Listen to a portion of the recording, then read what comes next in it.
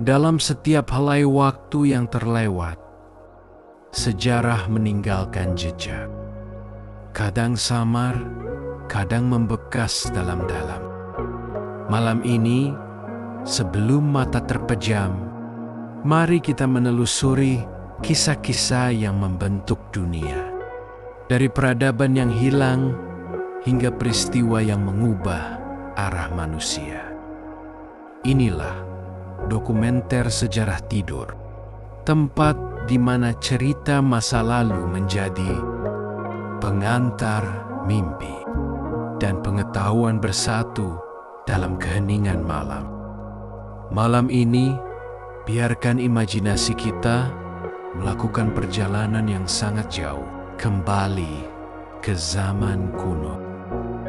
Tutup matamu dan bayangkan kafilah yang bergerak lambat. Unta-unta berpunuk dua yang berjalan melintasi gurun yang luas di bawah hamparan bintang yang tak terhitung jumlahnya.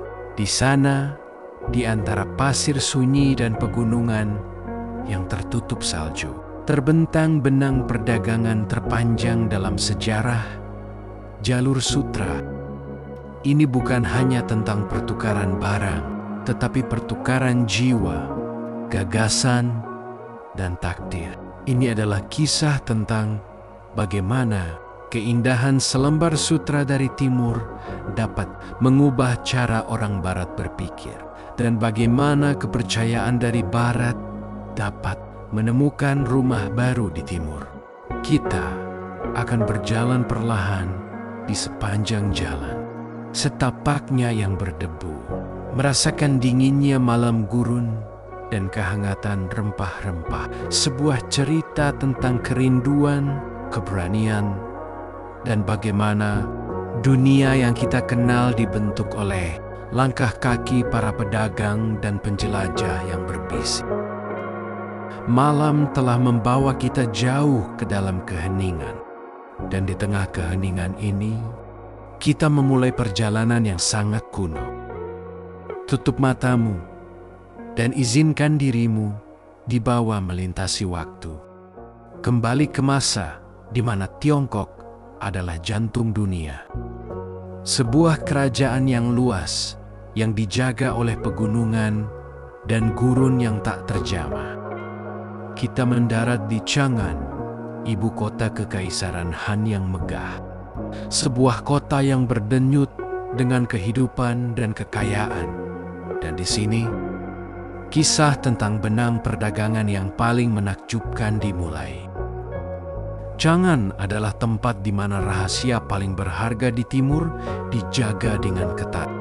Sutra, kain yang sangat halus itu, ditenun dari air liur ulat sutra kecil, adalah keajaiban teknologi dan estetika. Sutra Tiongkok berkilauan dengan warna-warna yang belum pernah dilihat di barat. Begitu ringan dan lembut, namun begitu kuat. Bagi para kaisar, sutra adalah mata uang, hadiah diplomatik, dan simbol kekuatan yang tak tertandingi.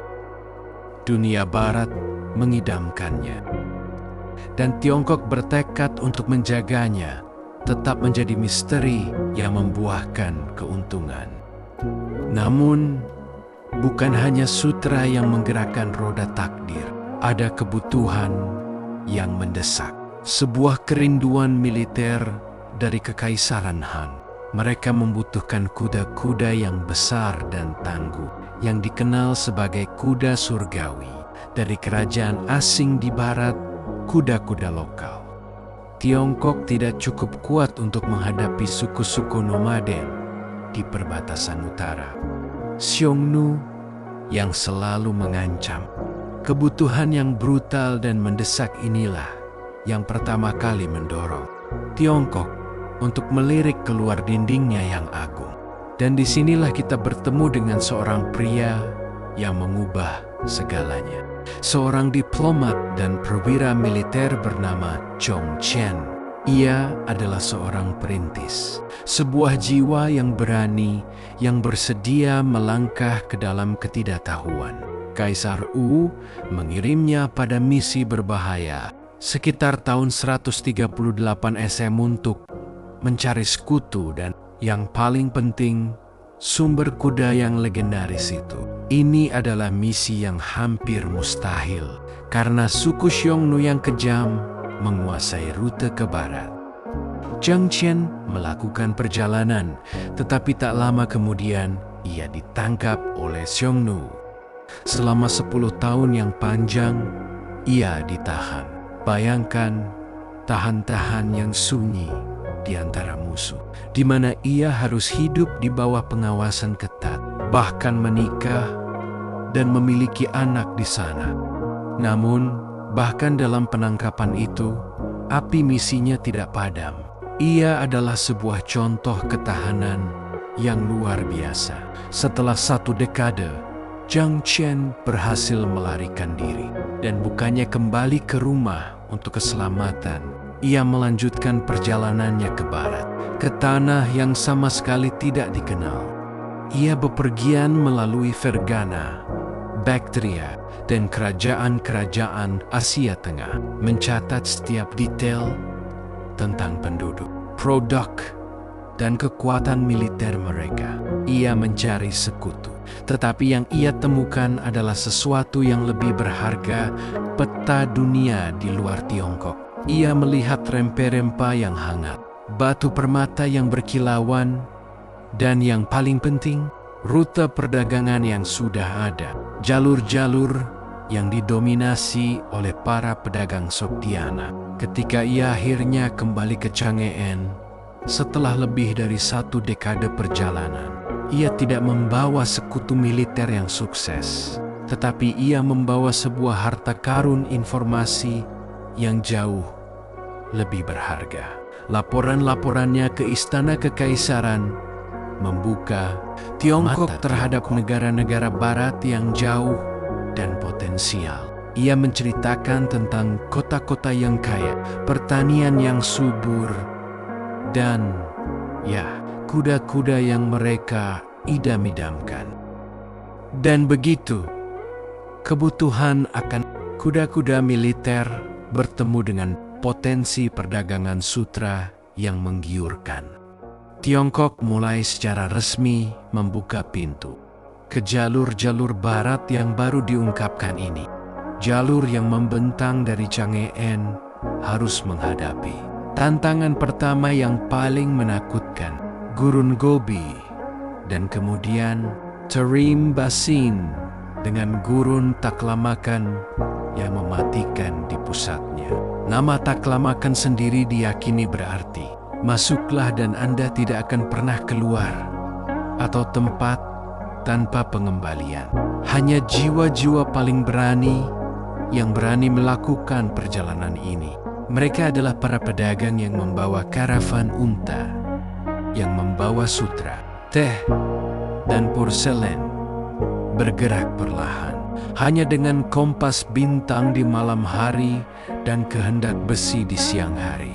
Tetapi di setiap langkah itu, mereka menenun benang-benang koneksi global, menanam benih bagi jalur sutra yang abadi. Dan begitu, saat malam semakin dalam, perjalanannya bergerak perlahan ke depan. Kita meninggalkan keagungan Chang'an dan bergerak ke barat yang berbahaya, menuju tempat yang akan menjadi jantung yang berdetak di jalur yang panjang ini. Kota-kota oasis yang tenang. Saat kafilah-kafilah perlahan meninggalkan pegunungan Tiongkok, mereka memasuki wilayah yang didominasi oleh kekejaman alam gurun, yang sunyi dan tak bertepi, melintasi gurun Taklamakan yang menakutkan, yang pasirnya konon menelan seluruh pasukan dan kota. Para pedagang dan antanta mereka bergerak dengan lambat dan berhati-hati. Dalam ketakutan dan kelelahan itu, satu janji yang berbisik menjaga semangat mereka tetap hidup. Janji tentang kota oasis yang akan datang. Kota-kota oasis di jalur sutra adalah keajaiban sejati. Bayangkan, Kashgar, Samarkand, atau Bukhara. Mereka adalah permata hijau yang disematkan di tengah kain kering gurun.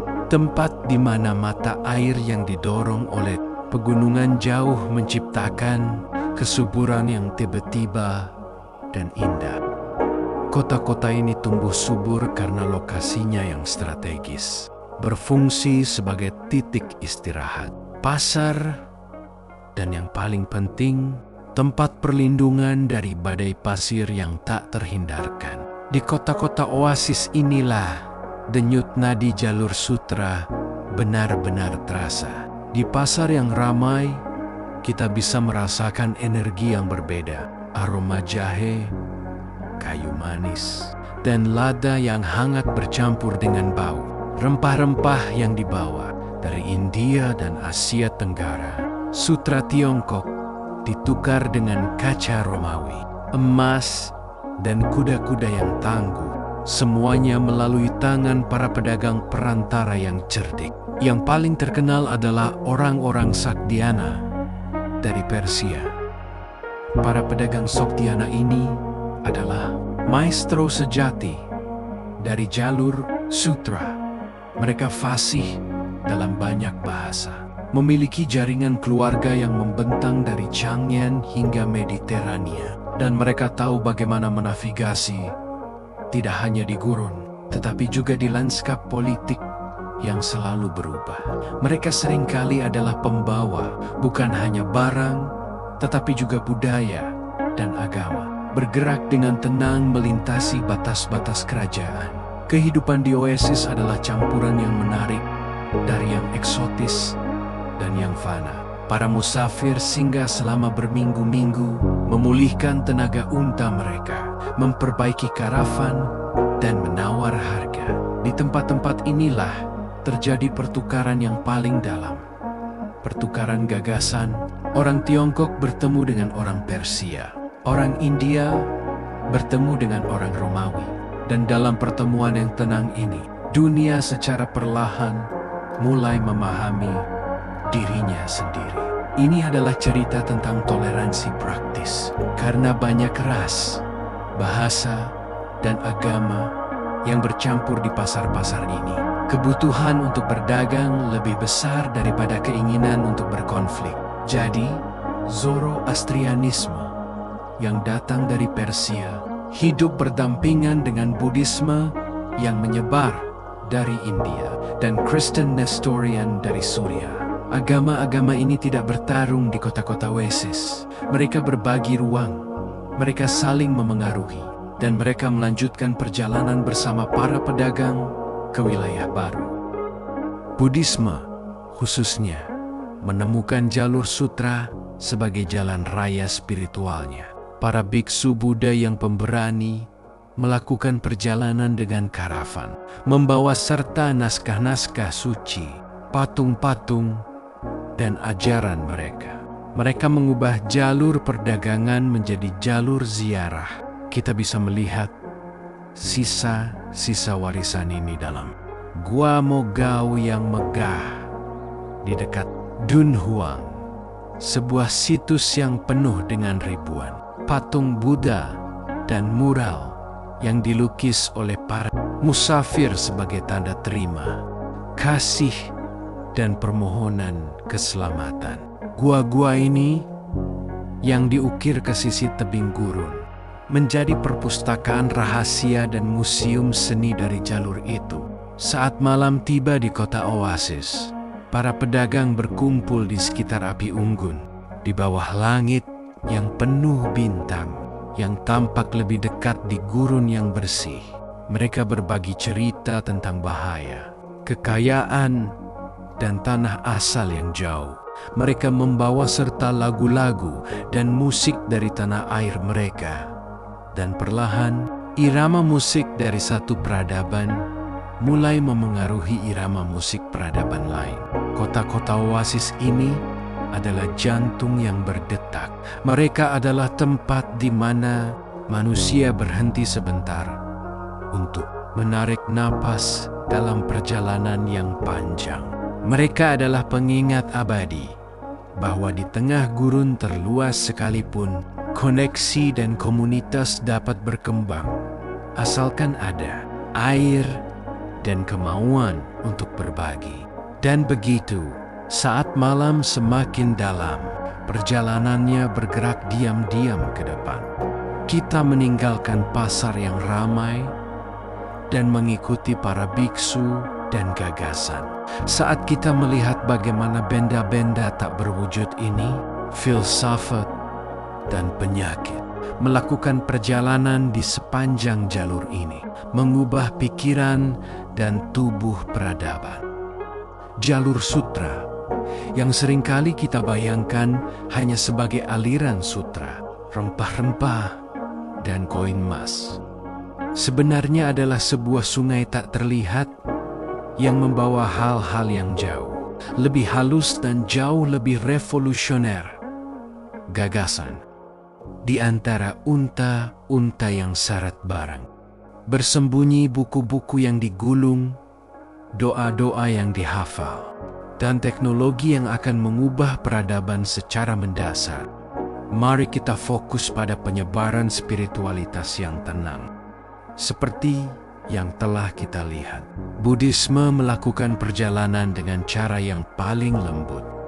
Ia tidak dibawa oleh pasukan penakluk, melainkan oleh para biarawan dan pedagang yang damai. Dari India melalui lembah Fergana, ajaran Buddha tentang pencerahan, karma, dan siklus kelahiran kembali merayap ke Tiongkok. Para biksu berani yang melakukan perjalanan ini menghabiskan hidup mereka untuk menerjemahkan naskah-naskah suci ke dalam bahasa Mandarin.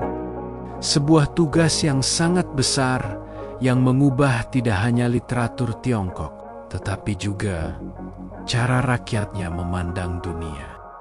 Di Tiongkok, Buddhisme bertemu dengan Taoisme dan Konfusianisme, dan alih-alih saling menghancurkan, mereka bercampur, beradaptasi, dan menciptakan bentuk-bentuk baru dari praktik spiritual. Patung-patung Buddha yang awalnya menyerupai dewa-dewa Yunani karena pengaruh Barat, secara perlahan mengambil bentuk Tiongkok menjadi lebih lembut dan lebih kontemplatif. Sementara itu, ide-ide dari Tiongkok mulai mengalir ke Barat dengan kecepatan yang sama lambat namun pasti. Ambil contoh teknologi pembuatan kertas. Sementara di Barat, orang masih bergantung pada perkamen yang mahal dan sulit dibuat dari kulit hewan, membatasi siapa yang bisa membaca dan menulis. Namun, rahasia kertas Tiongkok yang terbuat dari ampas kayu dan bambu perlahan-lahan diserap ke dunia Islam dan akhirnya ke Eropa.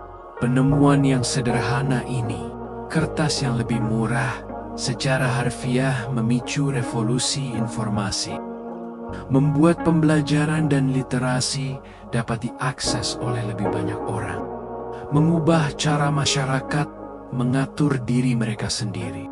Selain kertas, teknologi penting lainnya yang melakukan perjalanan dalam bayang-bayang jalur sutra adalah bubuk mesiu.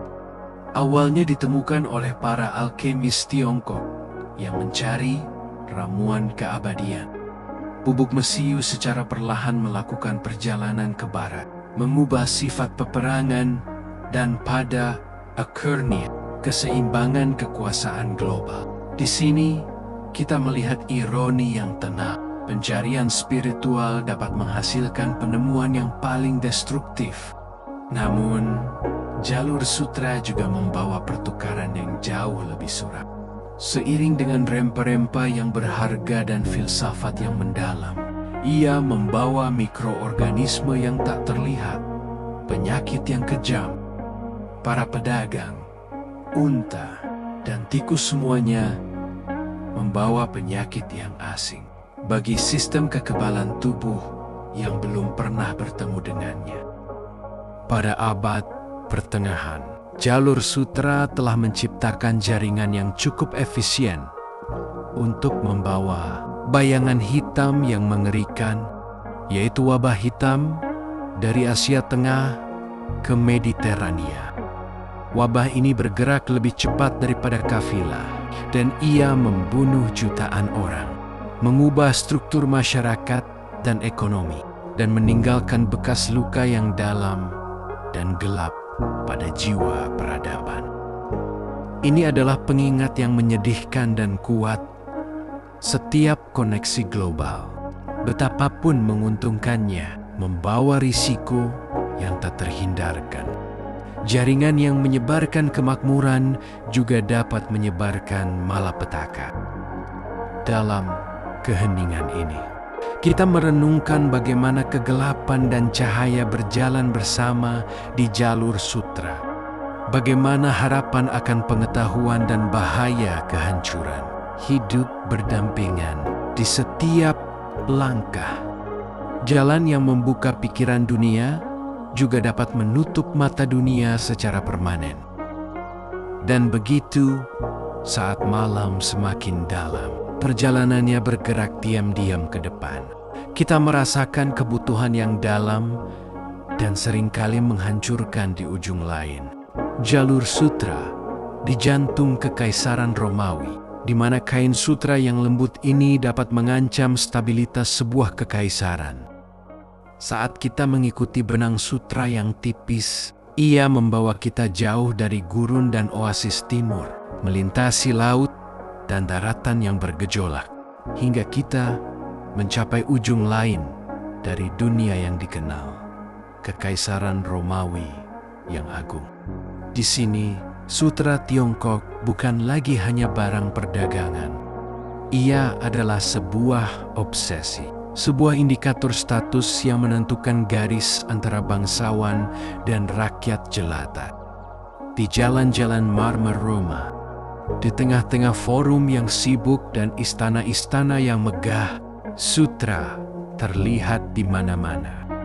Para wanita bangsawan dan bahkan beberapa pria kaya mengenakan toga dan stola yang terbuat dari bahan yang halus dan mengkilap ini. Sutra adalah simbol kemewahan, sebuah bisikan keindahan yang datang dari peradaban yang sangat jauh dan misterius. Bagi orang Romawi, kain ini terasa seperti udara, melambai dengan anggun yang tidak dapat, ditiru oleh linen atau wol lokal mereka yang kasar. Permintaan akan sutra di Romawi mencapai tingkat yang hampir histeris. Sebuah kerinduan yang tak terpuaskan, yang menciptakan masalah ekonomi yang serius bagi kekaisaran. Sutra tiba melalui jalur perdagangan yang panjang, melalui serangkaian pedagang perantara yang cerdik, dan setiap langkah di sepanjang jalur sutra menaikkan harganya secara eksponensial. Pada saat sutra mencapai Roma, harganya setara dengan beratnya dalam emas. Para sejarawan Romawi dan filsuf seperti Pliny Tua dengan cemas mengeluh tentang pengurasan emas yang tak henti-hentinya.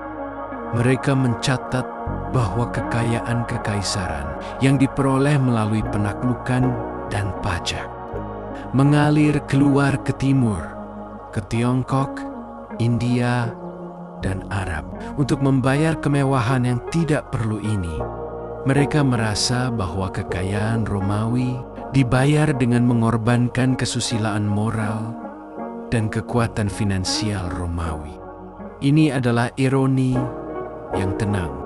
Selembar kain yang lembut dapat menyebabkan gejolak ekonomi dan moral di jantung kekaisaran terbesar di barat. Meskipun Roma begitu haus akan sutra, mereka sama sekali tidak tahu dari mana asalnya. Mereka hanya punya sedikit gagasan bahwa ia berasal dari ulat. Seringkali percaya bahwa sutra tumbuh di pohon-pohon di timur jauh. Tiongkok telah berhasil mempertahankan rahasia pembuatan sutranya selama ribuan tahun. sebuah keunggulan strategis yang tak tertandingi dalam perdagangan. Ketidaktahuan ini memberikan Tiongkok monopoli yang mutlak, memungkinkan mereka untuk menentukan harga dan mengendalikan aliran barang.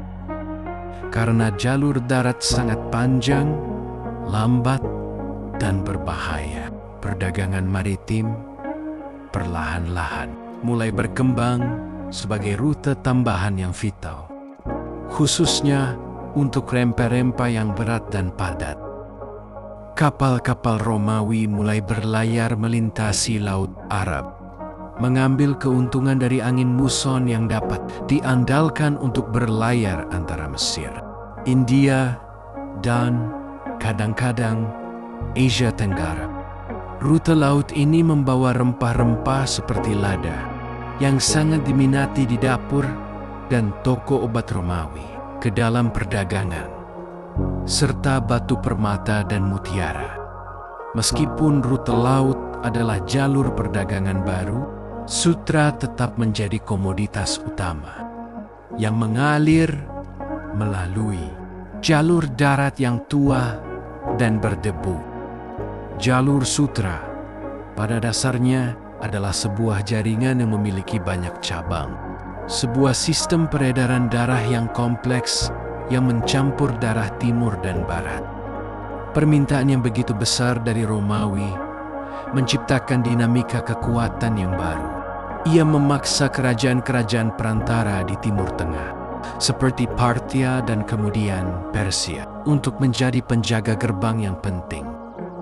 Mereka mengontrol aliran sutra, memungut pajak yang besar, dan seringkali menggunakan ancaman untuk menahan sutra sebagai senjata diplomatik melawan Romawi. Perdagangan sutra adalah teater besar diplomasi, mata-mata, dan persaingan militer. Dan begitu, dalam kontradiksi yang tenang, kita melihat bagaimana sebuah kain yang ringan dapat memimpin kebijakan luar negeri, menguras kas negara, dan bahkan menginspirasi para filsuf untuk mengkhawatirkan dekadensi moral. Obsesi Barat terhadap sutra adalah bukti kekuatan jalur sutra, menunjukkan bagaimana keinginan manusia yang sederhana untuk kemewahan dapat menciptakan jaringan koneksi global yang tak terputus. Dan begitu, saat malam semakin dalam, perjalanannya bergerak diam-diam ke depan. Kita merasakan hembusan angin yang membawa perubahan. Saat jalur-jalur darat yang mulia ini, yang telah melayani peradaban selama berabad-abad, secara perlahan mulai menjadi sunyi, digantikan oleh bisikan gelombang laut. Kisah agung jalur sutra yang telah berdenyut dengan kehidupan selama lebih dari 1000 tahun tidak berakhir dengan ledakan dramatis, melainkan dengan keheningan yang perlahan-lahan menyelimuti jalan-jalan gurunnya. Jalan yang telah menjadi arteri utama peradaban ini secara bertahap memudar, digantikan oleh suara gelombang laut. Faktor pertama yang sempat memberikan kehidupan baru sebelum akhirnya menghilang adalah bangkitnya Kekaisaran Mongol di bawah Genghis Khan dan keturunannya.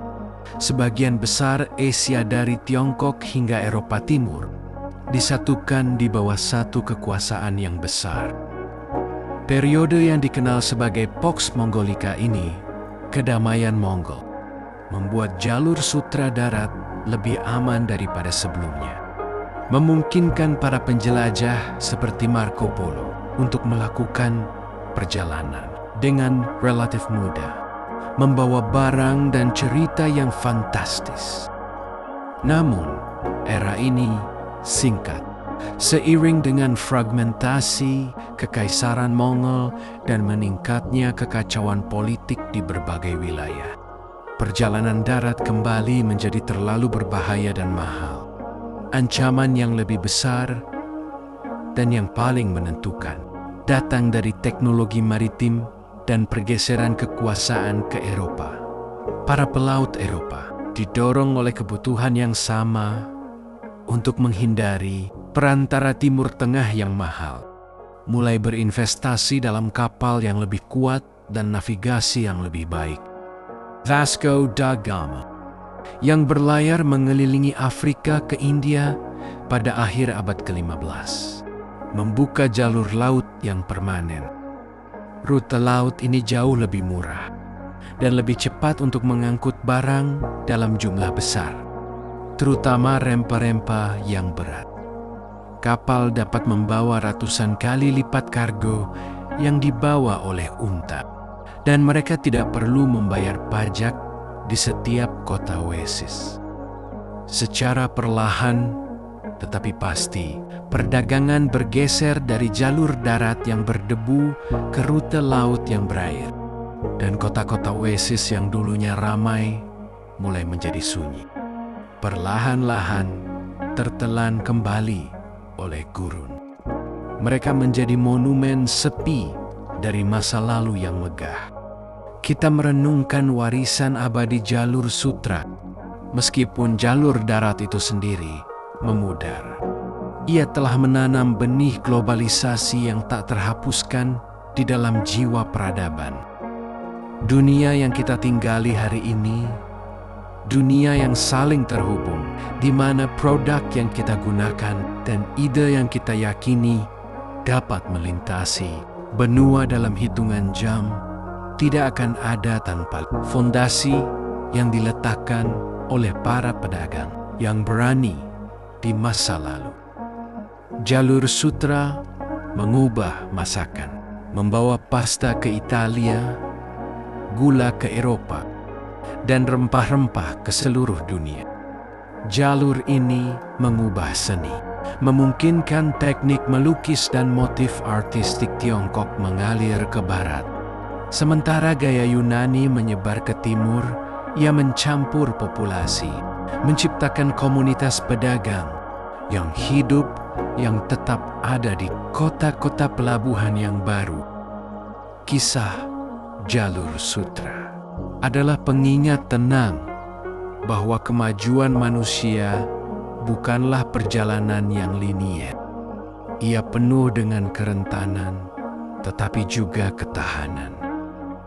Ia menunjukkan kepada kita bahwa yang paling berharga yang kita pertukarkan bukanlah emas atau sutra, melainkan pemahaman-pemahaman tentang budaya lain, tentang cara berpikir lain, dan tentang tempat kita sendiri dalam peta dunia yang besar. Meskipun kota-kota oasis kini mungkin hanya puing-puing, warisan koneksi kuno ini tetap berbisik di sekitar kita. Dalam agama-agama yang kita anut, dalam kata-kata yang kita ucapkan, dan dalam mimpi-mimpi kita tentang perjalanan yang jauh.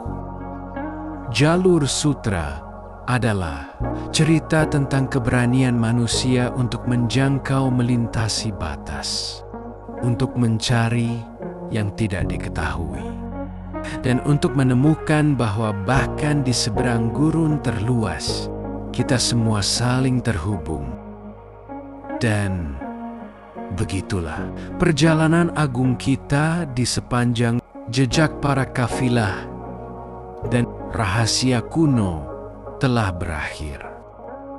Kisah jalur sutra adalah pengingat abadi bahwa yang paling berharga yang kita miliki adalah kemampuan kita untuk menghubungkan. Jika kata-kata ini telah membawa Anda lebih dekat untuk tidur, biarkan saluran ini tetap di sisimu juga saat malam terus menyelimuti. Dan biarkan pemikiran yang tenang tentang sejarah yang luas dan saling terhubung membimbingmu menuju mimpi yang damai. Selamat malam.